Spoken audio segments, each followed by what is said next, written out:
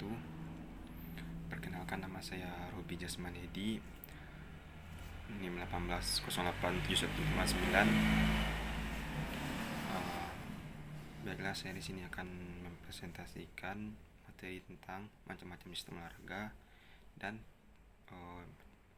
jelaskan peraturan organisasi olahraga, jelaskan peraturan organisasi pada cabang olahraga. Baiklah, saya masuk ke materi pertama, macam-macam sistem pertandingan olahraga. Jadi gini, setiap sistem pertandingan itu menggunakan bagan yang dibuat itu untuk mempermudah peserta dan para penonton untuk melihat siapa yang akan bertanding selanjutnya. Jadi bagan itu seperti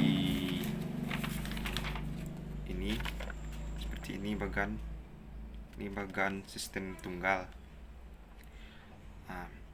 Sebelum untuk kita memasuki bagan ini, untuk membuat grup-grup siapa yang masuk, kita akan melakukan yang namanya itu adalah drawing, mengacak menggunakan kertas kecil.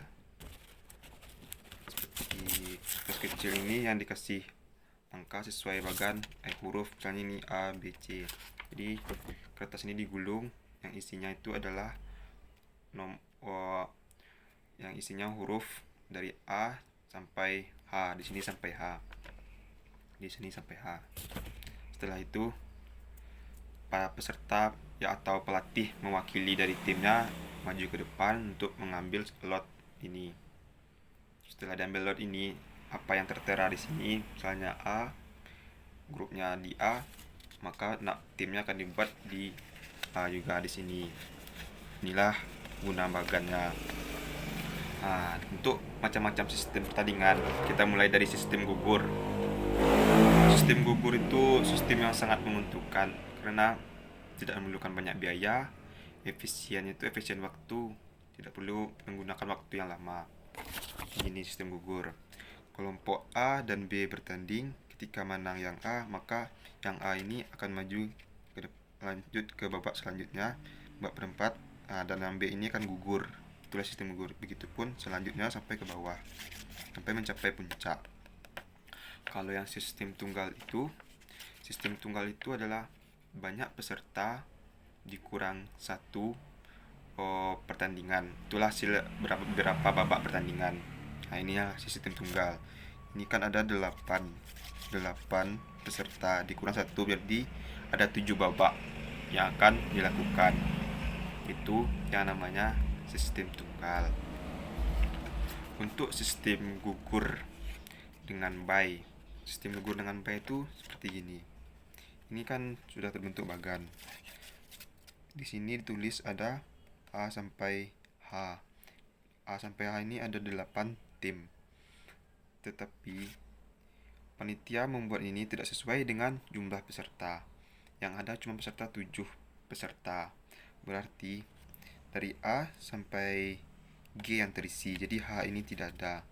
Maka yang G ini akan naik ke sini karena dia menang bye. Sini dia menang bye, nggak ada lawan. Jadi dia itu menang langsung tanpa ada lawan. Berarti dia nunggu di perempat final. Sini menunggu. Itulah keuntungannya bagi yang menang bye, tidak ada melakukan pertandingan, langsung masuk ke perempat final. Itulah keuntungannya. Dan untuk sistem pemain ganjil menang bye yang tadi itu memiliki kelebihan dan kekurangan. Kelebihannya itu sama kayak sistem gugur, karena efisien waktu, efisien dengan uang, tidak banyak uang keluar. Dan sistem gugur seeded ini adalah tim-tim kuat dipertemukan dengan tim-tim yang lemah. Tim-tim lemah babak pertama pas penyisihan dulu. Setelah penyisihan masuk seperdelapan perempat final, barulah diadu dengan tim-tim yang lebih kuat lagi, sama-sama kuat.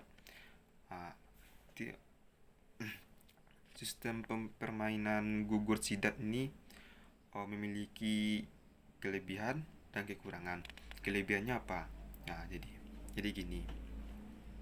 Kelebihan sistem gugur sidat ini, pertandingan ini akan cepat selesai. Kenapa?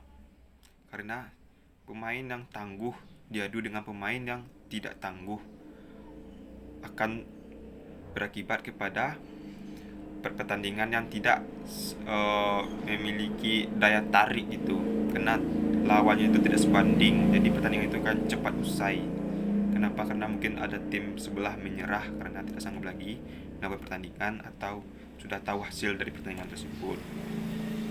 Untuk kelebihannya itu, kekurangannya tidak bisa menyaring pemain yang memiliki skill yang lebih di atas standar gitu. Kenapa? Karena ketika dia diadu dengan tim baik, tim bagus dengan tim yang standar masih di bawah, tetapi di dalam tim itu ada satu pemain yang memiliki skill yang lebih kuat, tetapi dia tuh pas mulai pertandingan dihadapkan dengan tim yang lebih kuat lagi daripada dia, maka skill dia itu tidak akan keluar pada saat dia melakukan pertandingan. Tidak efektif gitu melakukan suatu skill dia karena lawan itu lebih di atas dia. Jadi itulah kekurangannya, tidak bisa menyeleksi pemain yang di atas standar.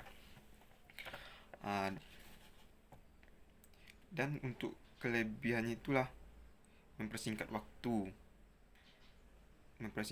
saat bertanding, karena tidak akan begitu lama lah untuk melakukan pertandingan, tetapi belum tentu. Kadang-kadang ada suatu tim yang bisa dianggap remeh, bisa jadi tim tersebut bisa membolak-balikkan fakta aslinya. Yang awalnya mungkin kita memilih tim ini yang menang, tetapi tidak sesuai target, tim itu malah kalah. Itu tidak bisa jadi terjadi, tidak memungkiri lah kali itu terjadi. Jadi sistem gugur ganda. Sistem gugur ganda ini seperti ini. Peserta yang melakukan pertandingan itu boleh melakukan pertandingan 2 kali kalah, maka tim itu akan dianggap gugur, sudah dianggap kalah. Karena sistem gugur ganda ini diberikan kesempatan 2 kali untuk 1 kali untuk menang, dengan ketika 1 kali kalah tidak masalah, tetapi ketika 2 kali kalah dia akan dianggap gugur. Jadi tidak boleh sampai 2 kali kalah. Kalau sampai 2 kali kalah dia akan dianggap gugur. Ini.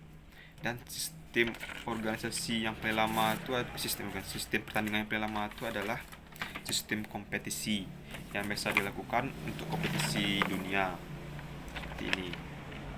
Road to the final. Ini saya ngambil cuma 16 besar karena tidak mencukupi kertas dan mungkin tidak jelas juga. Seperti ini. Yang pertama itu menggunakan sistem grup. Di dalam grup itu ada 4 tim, ada juga 6 tim. Kayak Piala Dunia misalnya ada 4 lah. 4 tim dalam satu grup. Di dalam grup itu terdiri dari grup A, grup B, grup C, grup D sampai dengan grup H. Itulah sampai dengan grup H.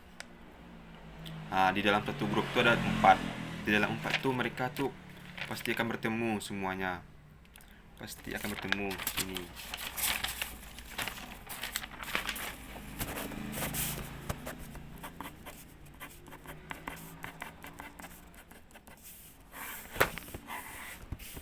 Ini grup A. Misalnya ini ya, ini grup A. Semua ini akan bertemu. Contohnya seperti ini. Ini bertanding dengan ini. Dan ini bertanding dengan ini. Tidak jelas.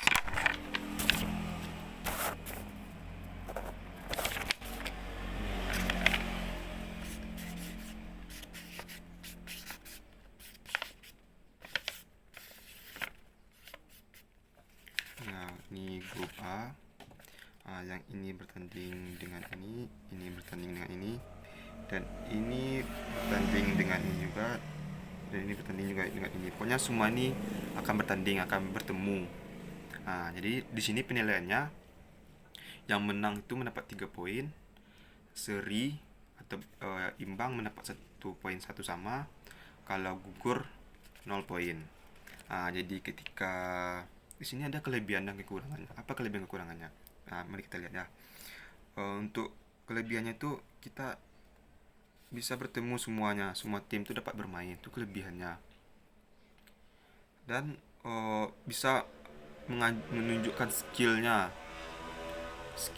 tim masing-masing, karena kan pertandingan yang cukup banyak dan cukup lama.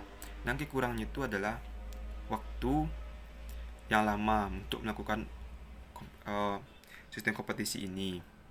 Uang untuk mengeluarkan biaya-biaya yang dikeluarkan selama pertandingan, itu cukup banyak juga. Dan yang satu paling penting adalah sandiwara dalam pertandingan. Bisa jadi terjadi sandiwara. Kenapa begitu?